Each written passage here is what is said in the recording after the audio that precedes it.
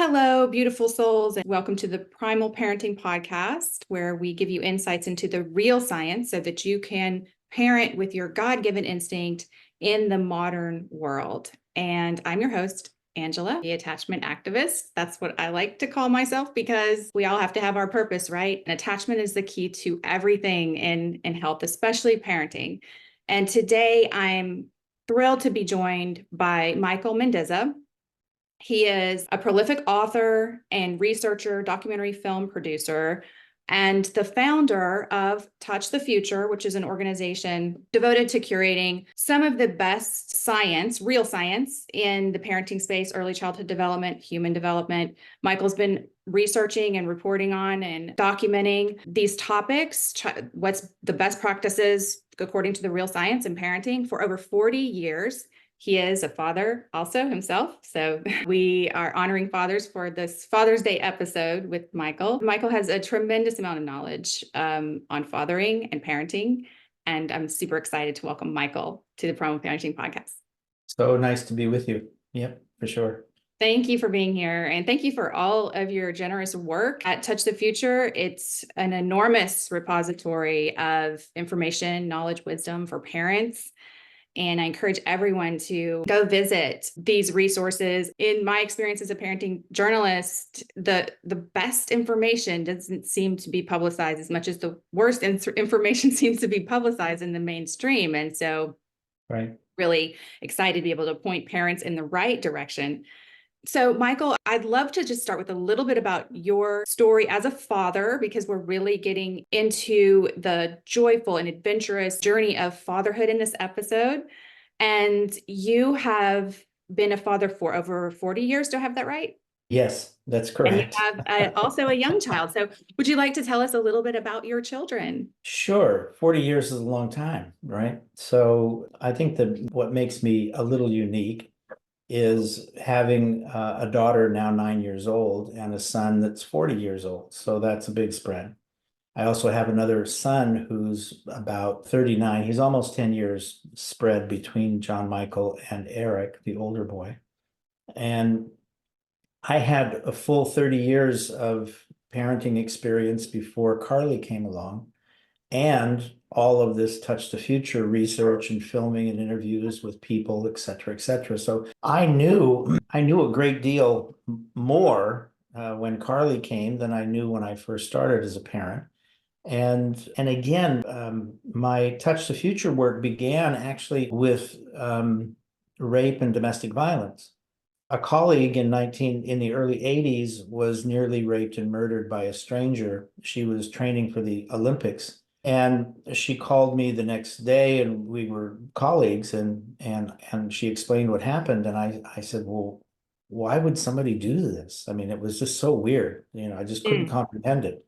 Yes. So I actually spent 2.5 years answering that question, why men rape, especially stranger kinds of things like this. So it turns out, quite frankly, and this is kind of a taboo subject that the culture simply will not touch, the absence of nurturing or the abuse of nurturing in early childhood, especially with boys, and boys are much more vulnerable developmentally than girls are, predisposes them to violence and to act out against the source of their betrayed intimacy or their betrayed nurturing, which is the female.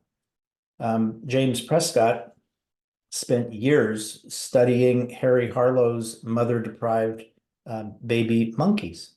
And his task was to find out what were the sensory systems that caused this pathology. All these mother-deprived baby monkeys turned out to be sociopath and violent to themselves and others. Wow. And one of the key insights that Jim talked about, which nobody knows, I mean, it's, again, the research has been there for 50 years, but nobody wants to talk about it. The sensory systems that were deprived, right? Sensory deprivation. So the deprived sensory systems become hypersensitive to those systems, to that stimulation. Right. So you have this explosive reaction to those experiences that were denied, and movement and touch are the primary early childhood experiences. Those are the sensory systems that were the most important. So you can extrapolate from that why there would be this intense, violent kind of thing when sexuality emerges and the whole thing turns crazy. Wow. Okay. So just So to clarify, we're talking about mapping back the violent and aggressive behavior, mapping it back to the types of sensory touch. yeah, Do you mean affection? What more right. specifically do you mean that they missed in babyhood? Yeah, so sensory deprivation causes, it's the simplest analogy is if you plant a tomato plant in sand, if it grows at all, it's going to be malformed and weak and crippled. It will be crippled, and the fruit will be, terrible. So that's the basic idea. So sensory nurturing grows the whole plant, and the same thing happens to human beings. So the absence of these primal needs, which is part of your focus, Mm-hmm. the absence of these species specific primal experiences in a child's development causes that child to grow in aberrant ways. And especially, again, boys are more vulnerable than girls are developmentally.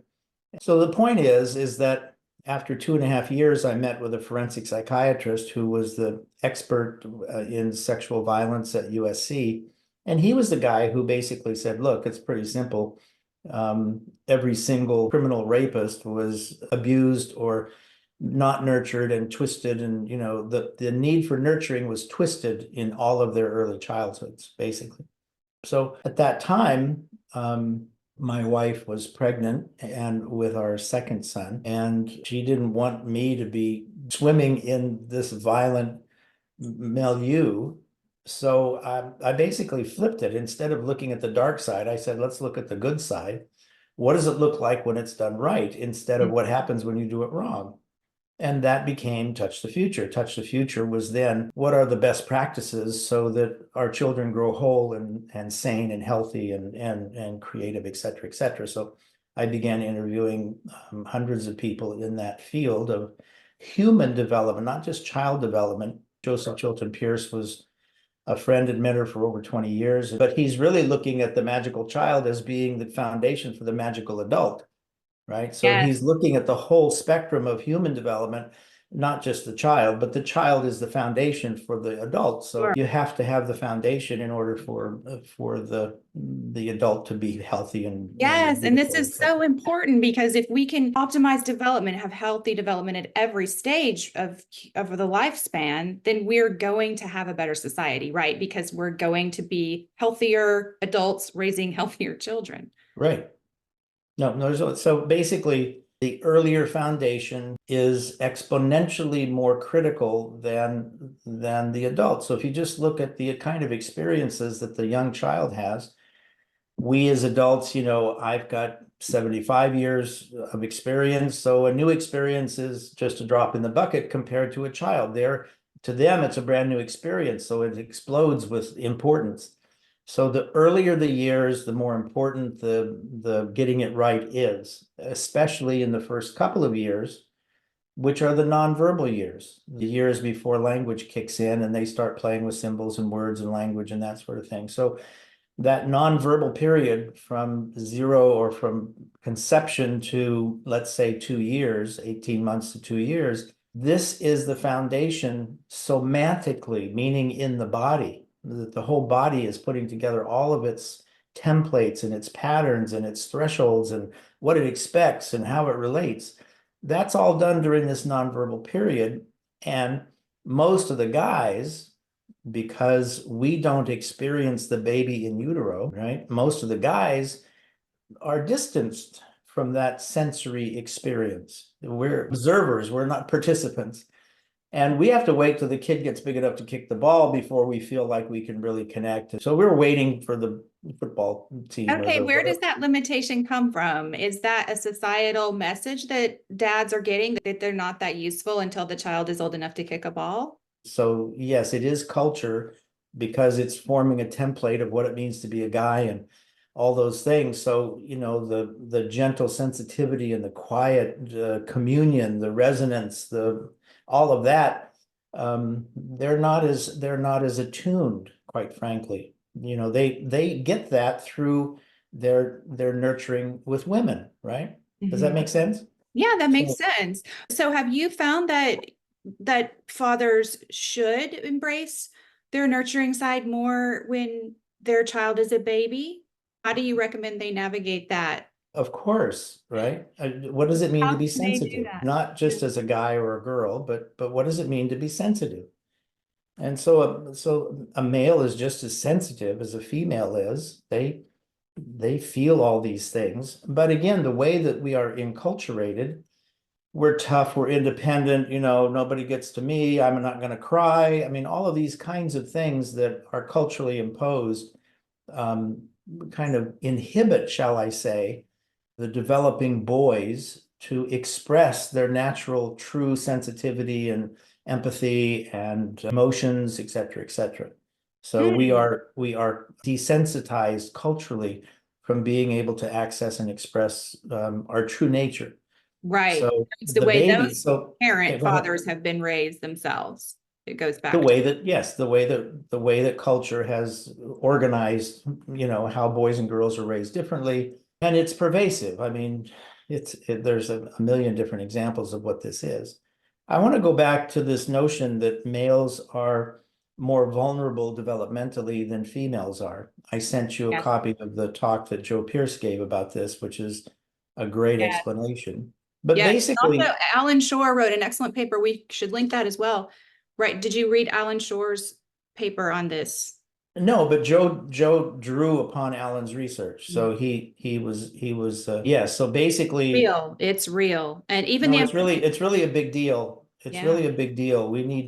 Males need more nurturing. They need more touch. They need more holding. They need more care. They need more understanding psychologically, emotionally, in all of these respects, the way that their brains are put together, not just culture, but biologically, they're more vulnerable. So they yeah. need more care. This was well known in tribal societies that boys needed more time. We even know that girls develop a little quicker than boys do, et cetera, et cetera. So in all these ways can be translated into vulnerability, and we don't honor that. We don't recognize that. We We do the actually opposite, actually, we right? do the opposite. Yeah, we kick their butt and don't cry, you're going to be tough, so we don't nurture, we punish or we reward instead of nurturing, and this helps to screw up the whole system. So Yes. And so, what do you want the fathers to know about discipline and being tough and how that influences the outcome of their child? so I spent a decade, 10 years exploring what real play is, what the state of that we call play is. Play is not a game. Play is not the activity, but play is the state you're in as you engage an activity. So being in the state of play is actually what nature designed for optimum learning and potential and experience and growth. So play is the optimum state to grow up in. It's not nose to the grindstone, intellectually get tough. It's playfulness. I mean, play is a unique state because it has wonder, curiosity, humor. It has not failure, but when the bricks fall over or it doesn't happen, it's not a problem. You just build it different, Mhm. right? It's not failure. There's no failure possible in the state of play. It's all play. So you can't fail. So failure's gone, doing it wrong's gone. And there's other attributes that are in this whole gestalt, which is called play, it's the only state where all this whole collection of these qualities or attributes exist together is in the play state. So play is nature's agenda for optimum growth and learning at any age or at any stage. So that's number Mhm. one, playfulness. So how do you play? How do you, as an adult, now let's reverse it. So the baby is born into this optimum state. They're playing with the nipple, they're playing with the bear, they're tasting everything, they're touching everything, they're exploring everything as a sensory, tactile environment all the time. So we don't do that as much, but that's who they are. So our challenge is to get rid of the ego identity that culture has imprinted and connect with who that baby is or who that child is. Where are they? What are their capacities?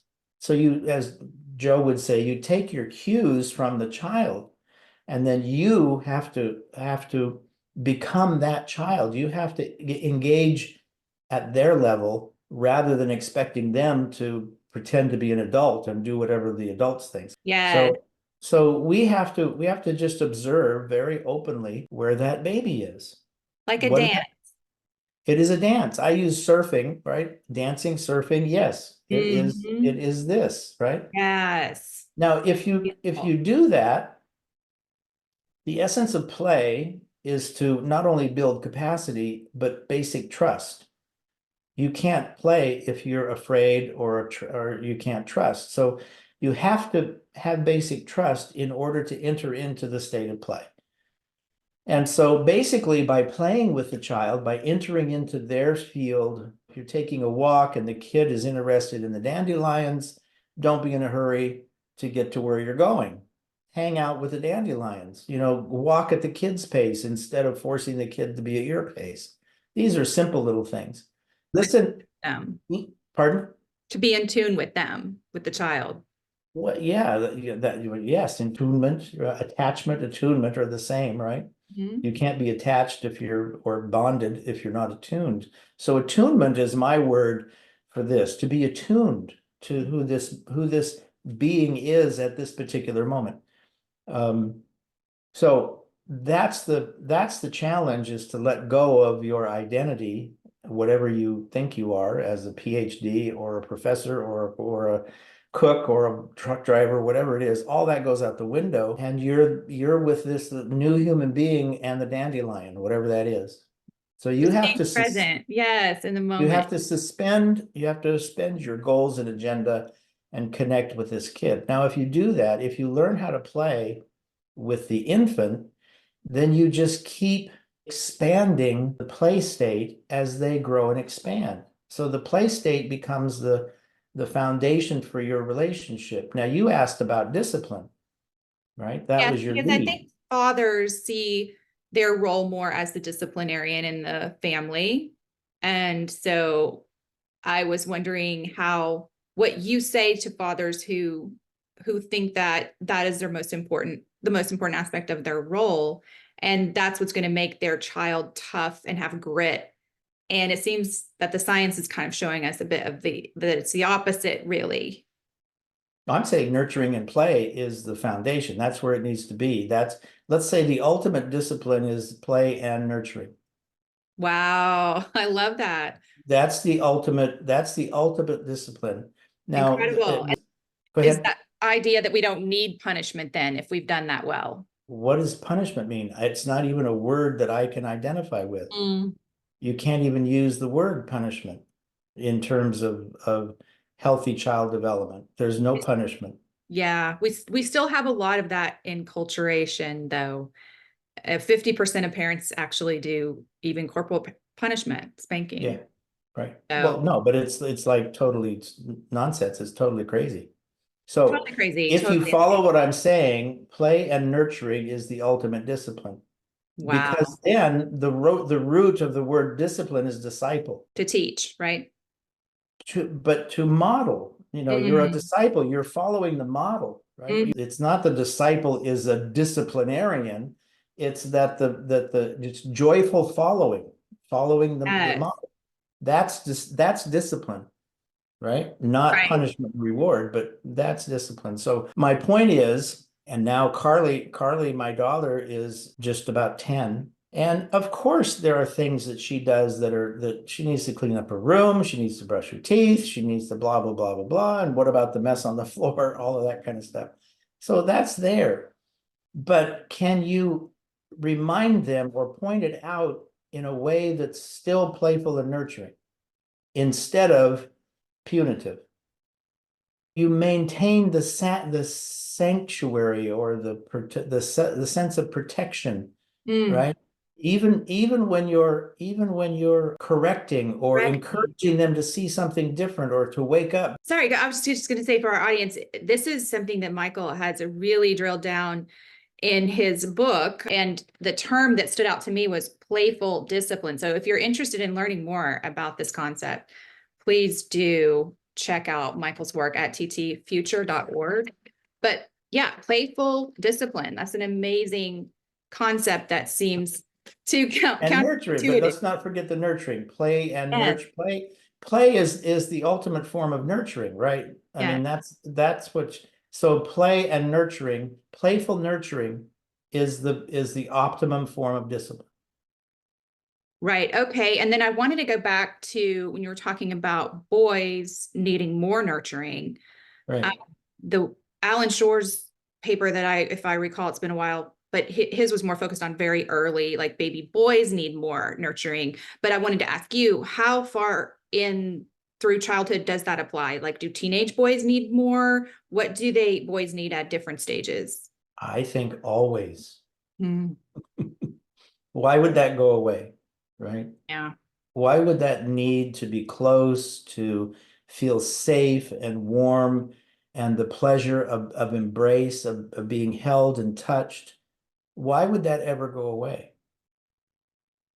Right. Let's just even look at the way that their clothing, their grooming, their hair, in all respects, if you just look at the female persona and how she moves through the world and what she smells and what she touches and how she appreciates the sensual, the senses.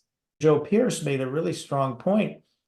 The guy opens up his sensual abilities, his sensual capacities as he relates to the female, because the female is grounded more in a more sensual, in a more sensory way than the guy is. And so it's through that, and it's through the mother, and then it's appreciating touch and movement and sensation.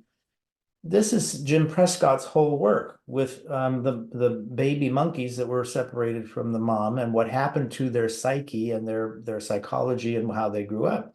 So pleasure, Joe Prescott and myself wrote a paper called Pleasure Bonds. Pleasure, which is appreciating the sensation, is the bond that glues human relationships together. It's not concepts. Right. It's not the intellect. Yeah. It's grounded in sensation. And that goes back to play, your expertise on play too, is that's bonding, right?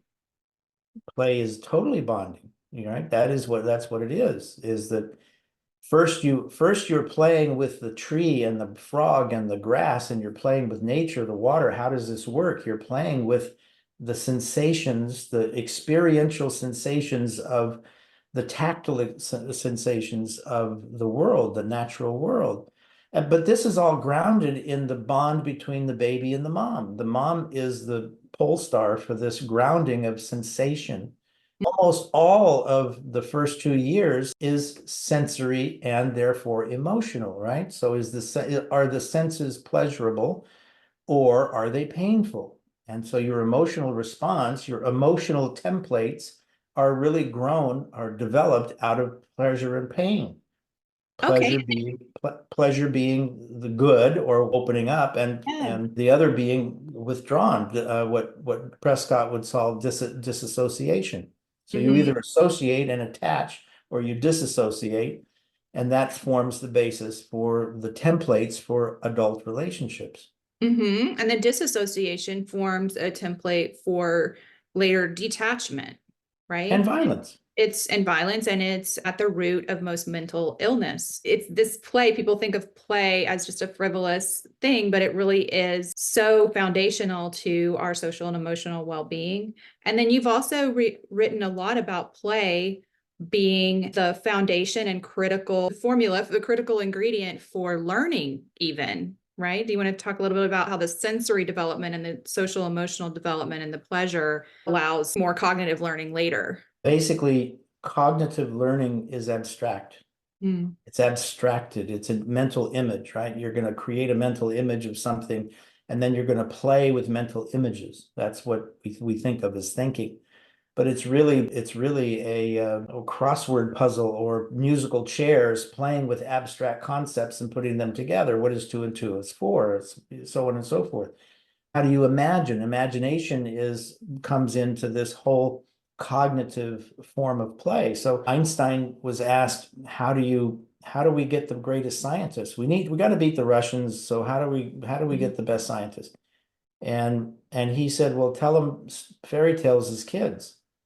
And the reporter said, no, you don't understand. This is really serious. We really need the best scientists in the world. And Einstein said, tell them more stories than kids. Tell them more stories, right?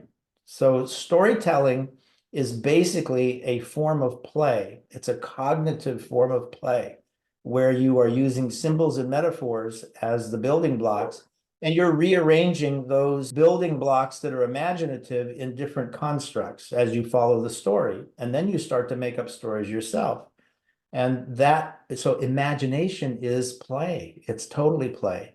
David Bohm, Wow. the theoretical physicist who was a student of Einstein. I happened to know David for 15 years, which was quite a gift. And he said the whole structure of what we call thought is a form of play. You see what I'm saying? Yes, I think that you're saying that play is the fuel for relationship, for creating creativity, and for learning. And the sensory aspects of play are actually building future capacities. Yeah. So you again, developmentally, you start with the senses. The first year is essentially exploring the world and sensation. How do I move? How do I touch? What is this? How do I relate to the world? And that's all as senses. And then comes the limbic or the emotional center. That opens up next. And that's basically in the year and a half or year to 3 or 4, you're really exploding the limbic, your emotional development. So you build that block, and then you come into the language and storytelling, which is a later evolutionary structure, and you start playing with abstractions and making sense using words and symbols as building blocks and creating that whole thing. So these are evolutionary domains or capacities that are built into the brain and how it has evolved. Does that translate later to better solution making, solution finding? Yes, of course. Yeah. What So else would you? the more you can play with sensations, with feelings. So instead of taking feelings so seriously, what if you took them as a form of play? Your body's telling you something, and instead of getting all lost in, look what they did to me, Mhm. what if you just took it as a form of play? So how could you play with this feeling? How do you play with ideas? So it's when you step out of play that the system calcifies and you start to build conflicts. So conflicts is Wow. calcification. If you remain in the play state, you don't have the calcification, and you just continually to surf or dance or flow with the constructs that you just put together. So play is the basis. Now, this is actually this is nature's design. It's just that we've misused it. We take it seriously. We reify our play and pretend and believe that our play is that the monster under the bed is real. It goes all the way up from there. So it's the loss of play that is the Achilles heel for the whole thing. Wow. Okay. And then you've researched athletes a lot as well to understand the flow state, being in the zone, all of those terms that we think of. Can you talk a little bit about how that is akin to the play state that you've explained Sure. and why that's important? I interviewed 30 PGA and LPGA tour players and coaches. And these were several Hall of Famers. These are really elite athletes. If you look at how many people play golf, there's a lot of golfers. And then you look at how many are in the PGA, that's a pretty exclusive club. And then if you look at these pros that are at the top of the game, and then you look at the Hall of Famers who are really up there, then you start to get a picture of how rare being in the zone is. Now, being in the zone is actually where the kid is with the dandelion. Wow. Yes. Right? Now they're in Yes. the zone. They're not they're not thinking about who's watching. They're not thinking about what they're going to get out of it or whether they're going to win or lose. They're basically just there with a dandelion. Now that means complete attention, their ability to completely attend to what they're doing at the moment. And it's Pierce called it entrainment. Body, mind, emotion, thoughts are all unified together, focusing on what it is. Csikszentmihalyi wrote the book Flow, and it's the psychology of optimum states or the zone or play. Those are all different names for the same thing. Wow. So, That's amazing. That's such a great insight for parents. So are you saying that the better play experiences, the more play experiences children have, the more time they spend in that zone, the better they will be later at getting into this hyper-focused zone that is so incredibly absolutely. But look what we do, right? We interrupt this state, right? By rewarding and punishing and telling them that they didn't do a good job. The statistics are 11-1. We criticize 11 times to one positive, right? Oh, yeah. Every criticism stimulates the neocortex, which is a fight, flight, protective, controlling, survival trigger. So And you can't anytime be in a play state when you're triggered in fight or flight. you can't be worrying about failing and play at the same time. It's impossible. They are mutually exclusive. As soon as the worry about performance kicks in, what will they think of me is the phrase. As soon as that is triggered, play stops and conditioning starts.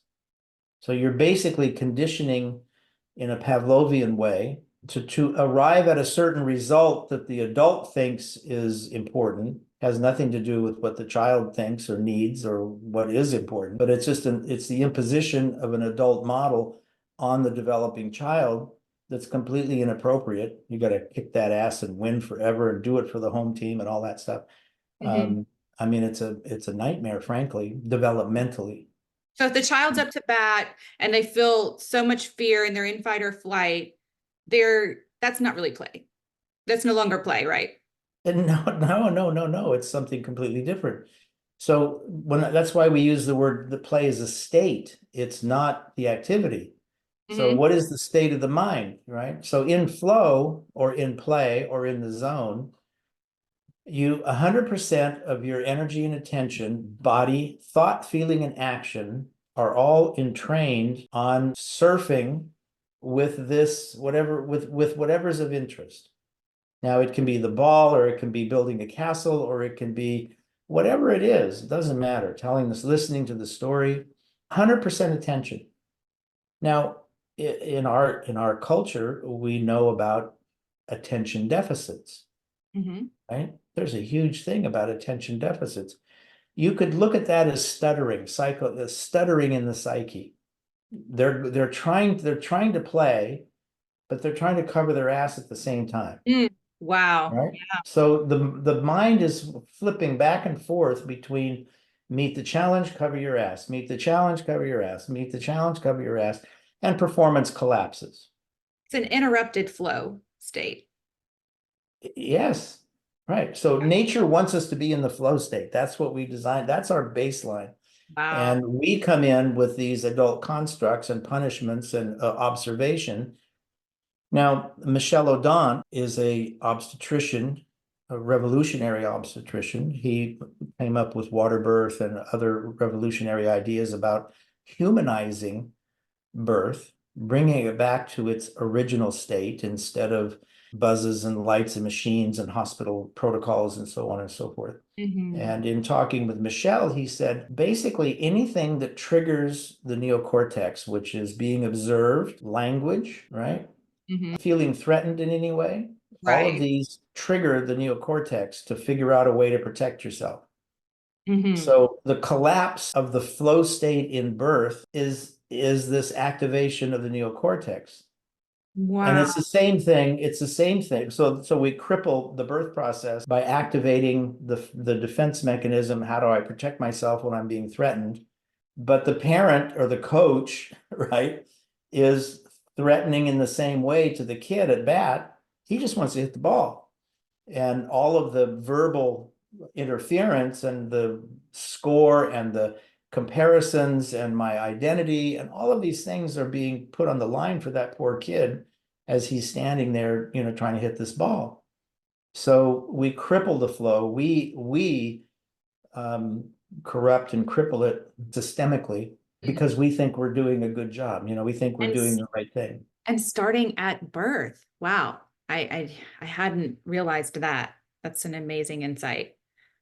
I did see some video footage of the studies that they do that show when children feel safe, they play immediately, right? And as soon as they feel unsafe, they won't play.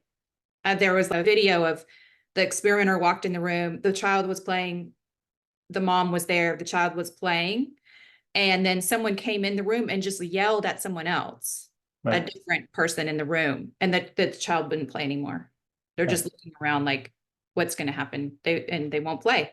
So they really are like you said, opposite states, right? Well, it's lights on or lights off, right? I mean, it's black and white. It's instantaneous. You shift from feeling safe, which means I can engage in whatever I'm doing completely, or I have to protect myself. So that's it. That's it. If you have to protect yourself, you're not doing this. All your energy is shun over here, Okay, right? now are you saying is there a place for competitive sports? Are you saying just as long as they're getting enough play and being in the zone and they feel secure and they're not being traumatized, which are a lot of ifs in our society. But what would you say to parents who want their kids to be in sports but they want them to also get enough of that free play, original play that you're talking about puts them in the zone for learning and proper development?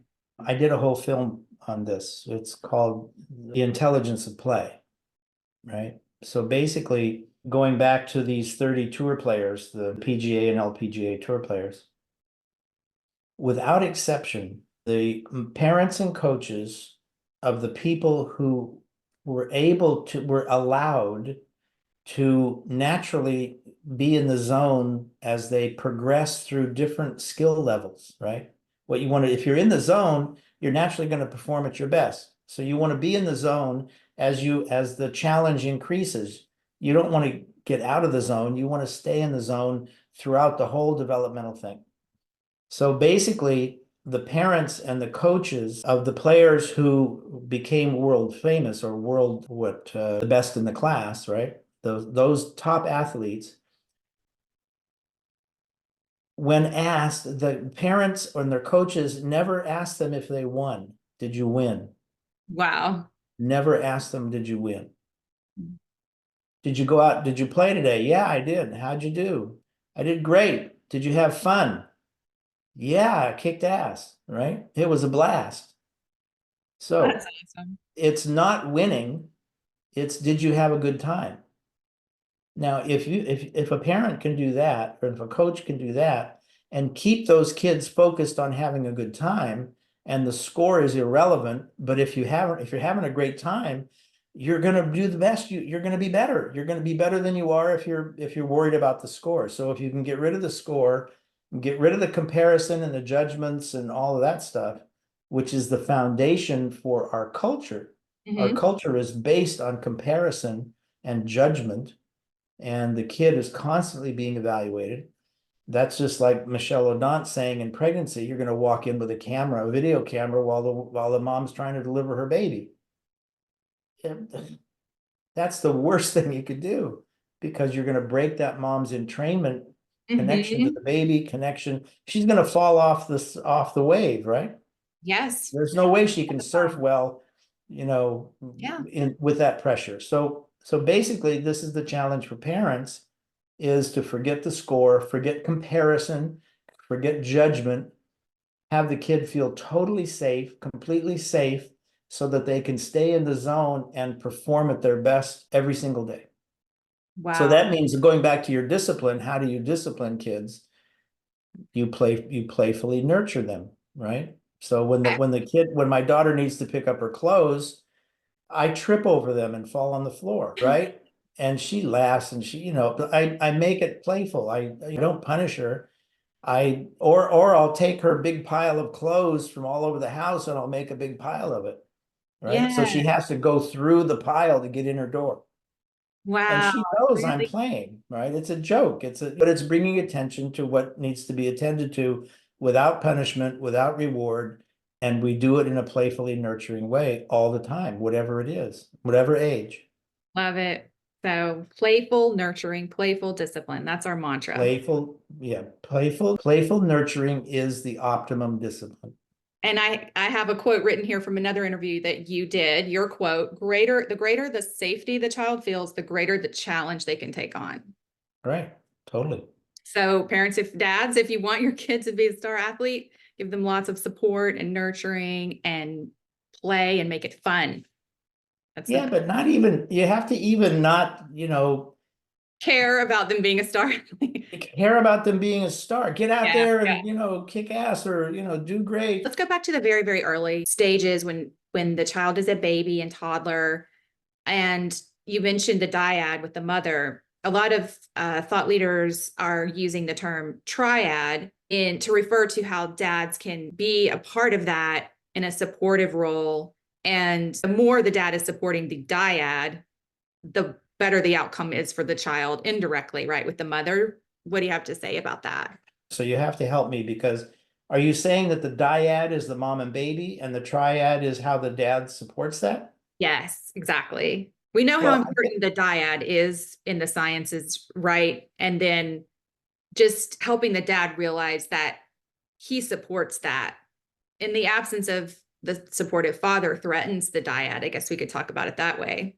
so clearly the role of the male is to nurture and protect the female. Love Period. that. Period. Right? Love it. Now, the reciprocal it's the role of the female to nurture and support the male. Right? So the mom is going to nurture the dad by meeting his needs for nurturing, right? So the baby comes along and the mom's pregnant, she needs more nurturing and more support than ever before so that she feels completely safe. Because if she doesn't feel safe while she's pregnant, the developing baby doesn't feel safe. That's well known. So an anxious mom equals a colicky baby, right? Right. No, hands down, this is like duh, Yes. right? So it's the dad's job, it's the partner's job to see that the mom feels completely safe emotionally, psychologically, so that the mom can invest all of her energy and attention to being her body and mind and soul being this optimum space for this new human being to come out of, to be planted in, right? Mhm. It's the mom's body. So that's the dad's job. Now, in our sensory deprived culture, most males are pretty needy, right? And I would say our detachment culture. No, totally, absolutely untouched and detached, right? So when back to Prescott, sensory deprivation blows up, makes one hypersensitive to the sensations deprived. So now you got this guy, and and the source of his nurturing is now unavailable because she's pregnant and she's got all these pressures. So he's not well formed. So he acts out because he's not getting what he needs. Wow. And now you've got this conflict going on. The mom's threatened by the dad instead of supported by the dad. The baby gets screwed up. This whole gestalt unfolds. You can just see how the whole collusion of all these forces contribute and carry forth this anxious, fearful, not able to enter the zone and play, inability to play spontaneously because you got to cover your ass all the time, right? That becomes a chronic pattern. And that becomes the culture, that becomes society. And that's basically where we are now. So the guy needs to grow up and realize that his job is to nurture and protect his wife who's carrying this baby Mhm. for the future of humanity, for the future of the whole world. Depends on him providing that safe space for that mom. Right. So I love that, because I think sometimes dads feel like they don't really know, they aren't confident in what their role is in that period, and especially a postpartum period. And we just want dads to know that they are absolutely critical in that period, and everything they do matters so much. So to Well, give, I have to say, from a guy standpoint, the ladies need to appreciate that they keep morphing into different creatures. Right? yes, They are not the same, right? absolutely. The cute co-ed, playful dancing, party girl. Then now you're a wife, you're completely different. Now you're a mom. That's a completely different creature than the co-ed. And the guy, he's pretty stable, actually. They're pretty stable, right? In terms of who their basic construct is. Sure. Yeah, I can The agree. ladies, the ladies are constantly changing and forcing us to adapt and to change and to Yeah. grow and so on and so forth. So just like we need to take take our cues from the child, we need to take our cues from our wife or our partner, and we need to really adapt in ways that we need to be in the zone and play with whatever she is at that time and not Yeah. take it seriously. We appreciate you constantly adapting to all of these changes, and it is benefiting your children and your family dynamics. No, it's preventing crime, it's preventing abuse, it's preventing violence. Every second that you protect your mom and her baby and the newborn, every second that you're there playfully nurturing your family, you are contributing to literally the future of the culture, the future of society, the ending of the prison system, better grades in school, happier people, less violent people, right? Mhm. So that's all that's at stake, right? That's all. That's all. I'm That's precious. it. That's it. You're very important. That's the message. And also, the happy, dancing, fun wife will come back. The Yeah, more yeah, yeah. she's supported, the safer she feels, the more that version will be able to come out, right? Absolutely. Well, and but she can do it too. It's not just a one-sided thing. Yes, it is all consuming, but she can take a breath and actually look at her partner and really have empathy for his needs. I never think that it's a one-way street. They both need to do that. So it becomes a play, and that's what you're doing together. And as life changes, as your station and responsibilities change, the play state stays, right? So the play state becomes your relationship becomes the ball in the game of life, right? Does that make sense? Absolutely. And it's back to the concept of the triad. It's the family. And of course, if you have more children, then it's more than three, but you're all nurturing each other in your unique ways, and it synergizes right into something bigger. Right. As soon as you Or it calcify flies this off the and rails if you don't do it right. yeah, as soon as you stop playing and get quote serious, right? You're doomed. Mm, Conflict is inevitable, right? It's just going to happen.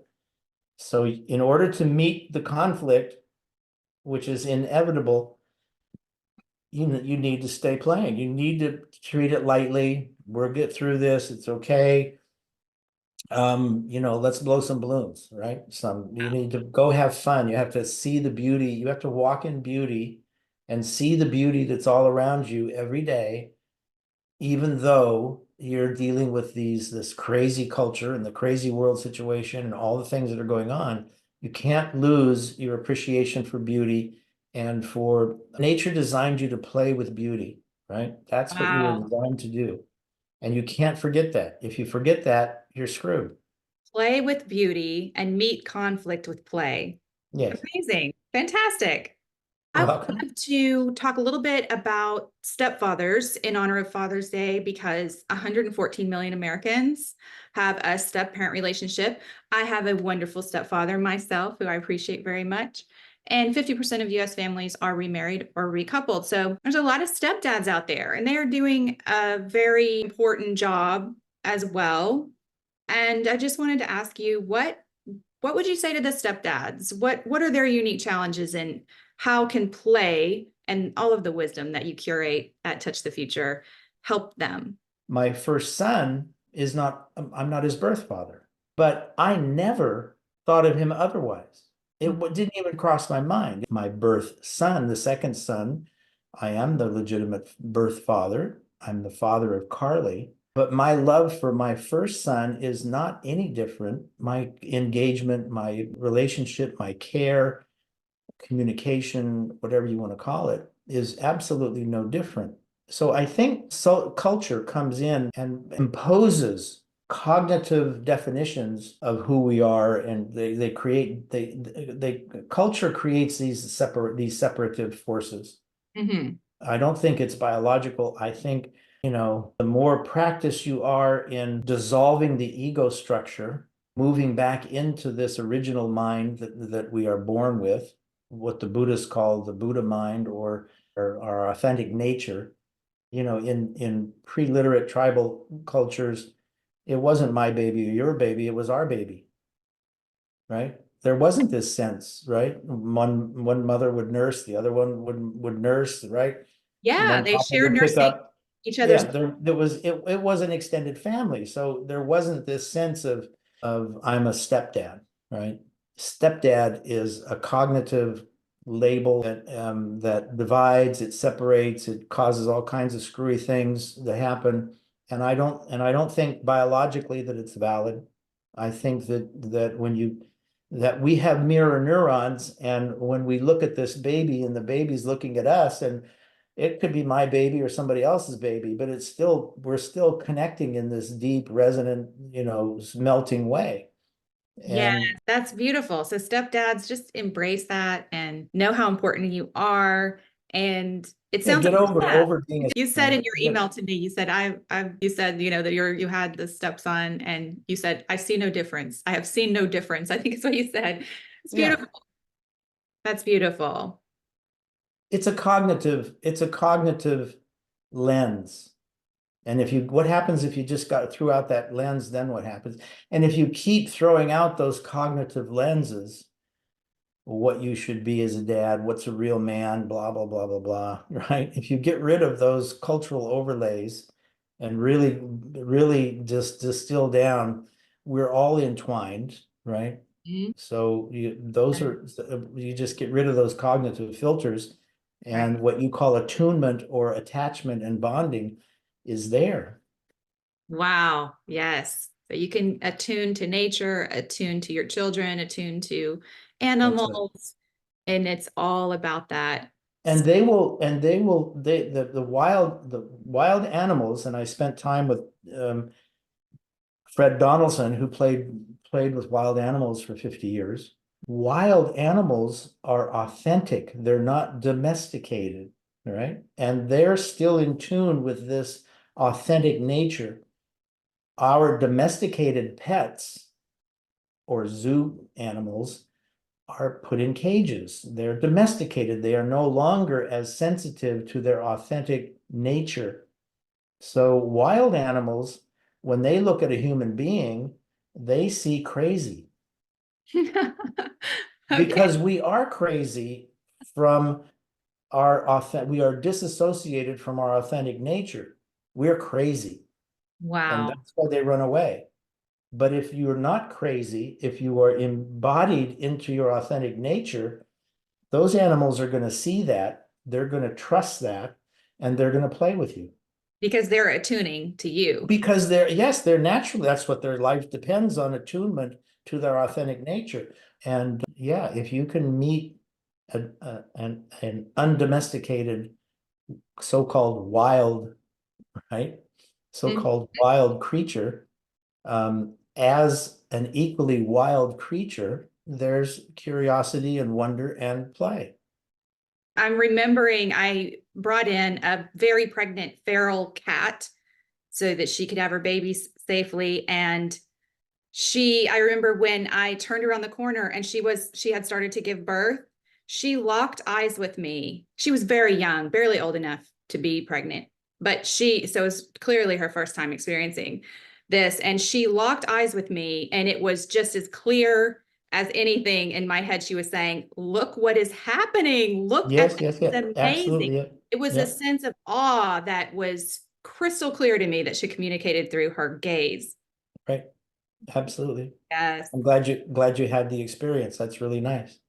So I know what But you're that saying. same gaze is actually there with all of the more natural the animal is, the more authentic their responses are going to be to our crazy normal, Yes, I right? Now feel you have to that. I really feel that. see we are domesticated. We are totally domesticated. We are enculturated. We're not in touch with what our true authentic nature is.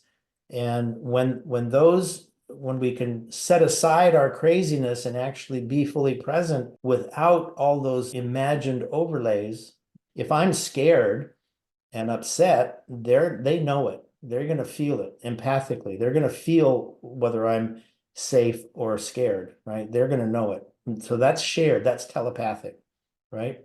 So Right.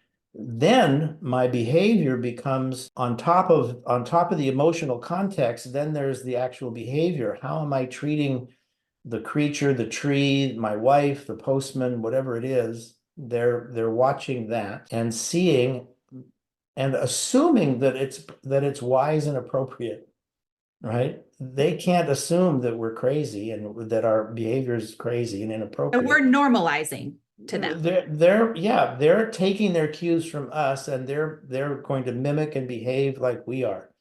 And the more nuts we are, the more nuts the model is for them, and the more confused they're going to be to their authentic nature. So that's kind of the trap that we're all in. They're going to write out the story, and it's not in the cognitive realm that these telepathic sensitivities express. They're completely nonverbal, they're completely instantaneous. It's you could look at us as being every moment that we relate to the world is like a broadcast, a rainbow of colors being broadcast, right? And the different colors of that broadcast have different meanings. Mm-hmm. And the baby is sensitive to those colors and is participating both through the senses, but also inwardly to the meaning that's being expressed moment by moment. Wow, that's amazing. One of the main themes I want to emphasize on primal parenting is the difference between cultural information, cultural influences on us parents, and biological, as you've referred to it throughout, what's biologically there. And what I say a lot of the time is what is instinctually there, because we find as parents so often that the cultural information, the cultural messaging, and our instincts are at odds.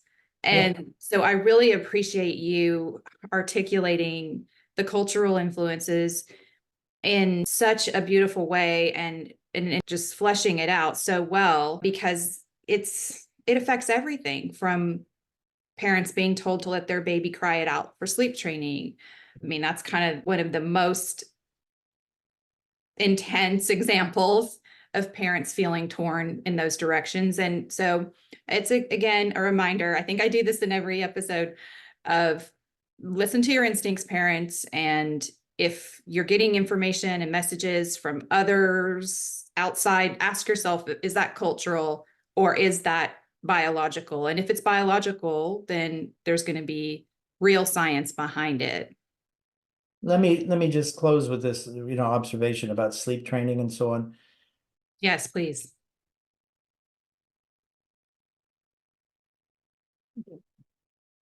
The need for sleep training is to me an indication that the baby doesn't feel safe, Yes. right? If the baby feels safe, they're going to fall asleep. They're tired, Mhm. right? So they don't feel safe. So what can I do to have that baby or that child feel safe, right? And is that more important than dinner at 8 or watching the movie or whatever my intellectual desires are?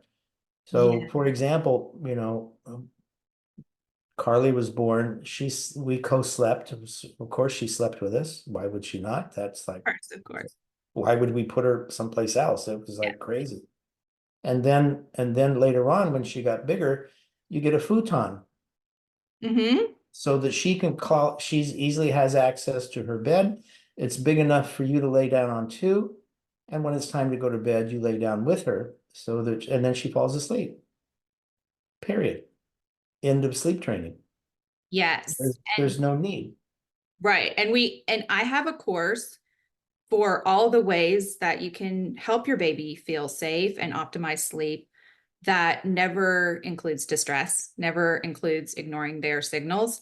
And there's a lot you can do because we do need sleep as parents. But like you said, Michael, there are so many things we can do to optimize sleep and have healthy sleep that do not involve the sleep training that's being still recommended by pediatricians, unfortunately.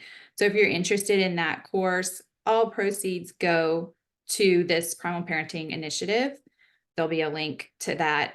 And if you would like to support Michael's work at Touch the Future, it is a nonprofit organization, and we'll have that information as well. Is there anything else you want to share about current projects that Touch the Future or anything you're especially excited about right now?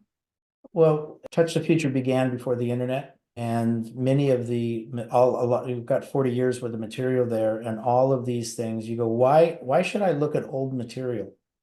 Mm, Well, frankly, that's like saying, did Aristotle have anything worth listening to? Right? mhm. Jean Lidloff, the author of the continuum concept, would you like to meet her? Right? You know who she She's is. Do you on want to there. meet her? Yes, She's there, she's right? on your site. Yes.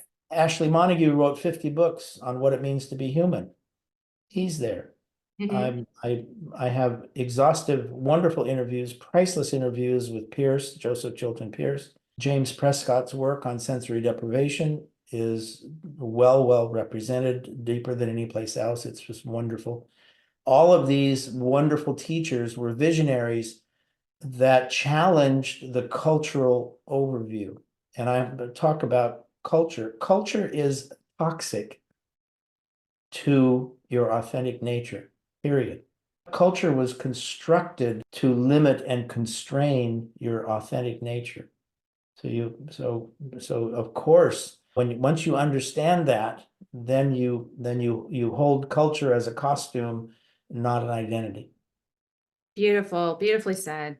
Thank you so much. And so for our little ending segment that I want to call Stop Everyday Torture, let's just go with the sleep training for that one, since that came up organically.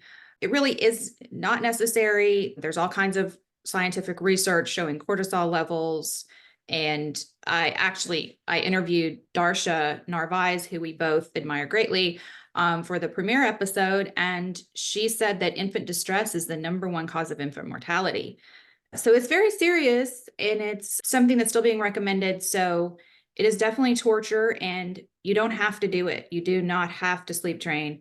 Us as being every moment that we relate to the world is like a broadcast, a rainbow of colors being broadcast, right? And the different colors of that broadcast have different meanings. Mm-hmm. And the baby is sensitive to those colors and is participating both through the senses, but also inwardly to the meaning that's being expressed moment by moment. Wow, that's amazing. So I have kept you for a while, so I'm going to wrap it up, but that was so insightful. And one of the main themes I want to emphasize on primal parenting is the difference between cultural information, cultural influences on us parents, and biological, as you've referred to it throughout, what's biologically there. And what I say a lot of the time is what is instinctually there, because we find as parents so often that the cultural information, the cultural messaging, and our instincts are at odds. Yeah. And so I really appreciate you articulating the cultural influences in such a beautiful way and making it like just fleshing it out so well, because it affects everything from parents being told to let their baby cry it out for sleep training. I mean, that's kind of one of the most intense examples of parents feeling torn in those directions. And so it's again, a reminder. I think I do this in every episode of listen to your instincts, parents. And if you're getting information and messages from others outside, ask yourself, is that cultural or is that biological? And if it's biological, then there's going to be real science behind it. Let me just close with this, observation about sleep training and so on. Yes, please.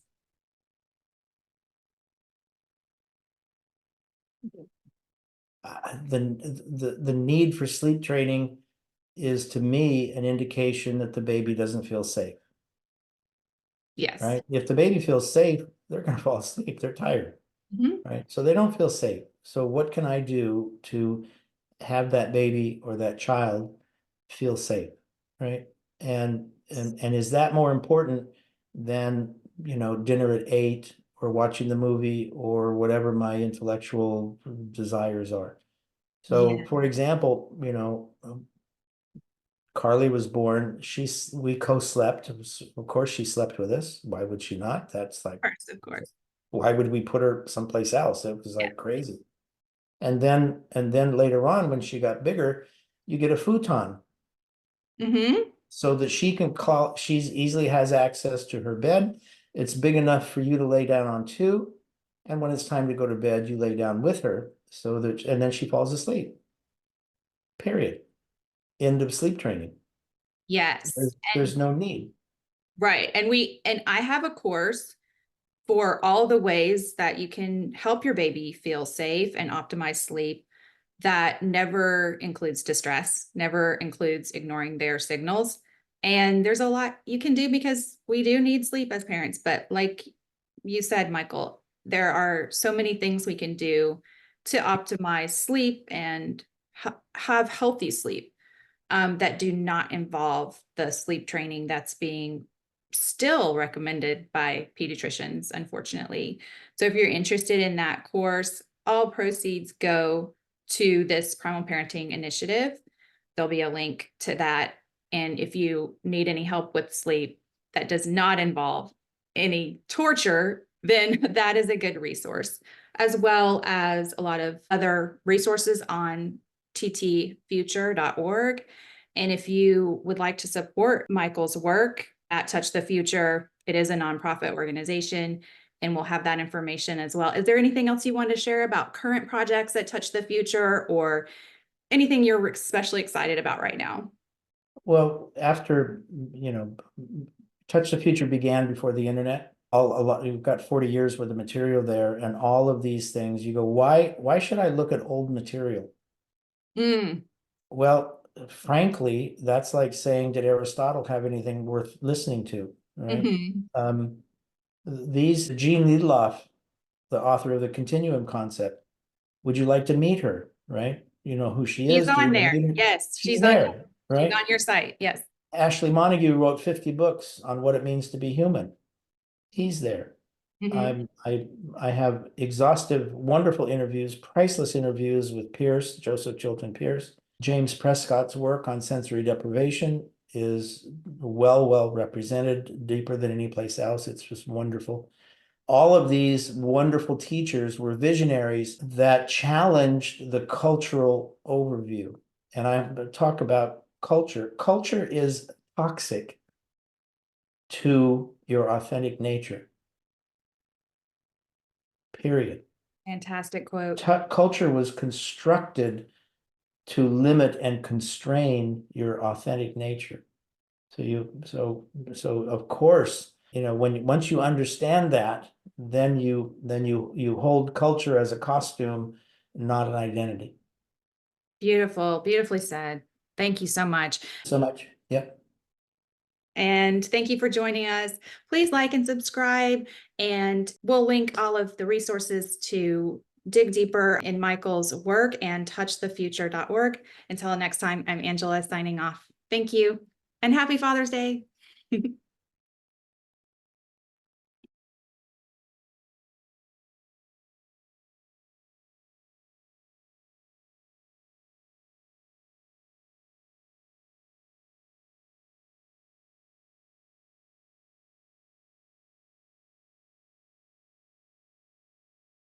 To go find your community and don't just take whatever the mainstream information stream feeds you, but rather go out and find the real experts in your community and parents who have been there and see what information you can get from them.